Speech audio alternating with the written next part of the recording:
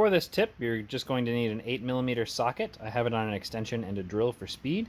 You'll need a small flathead screwdriver as well as some green painter's tape.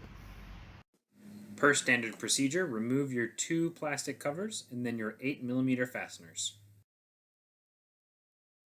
Apply 5 or 6 long pieces to go the full length of the lamp housing while still having some extra to hold on to closest to you. Overlap these pieces of tape to also hold each other on and smooth them out.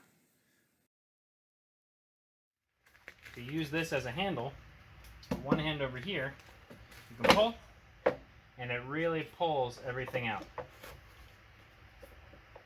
So the 3 clear benefits of this procedure are that you have easy access to the light bulbs in the lamp housing, the tape comes off the plastic housing very easily as well as your paint job without hurting anything, and you haven't hurt your fingertip. So that is it for this quick tip video. Please like this video, share it, and subscribe to our channel for more. We'll see you next time.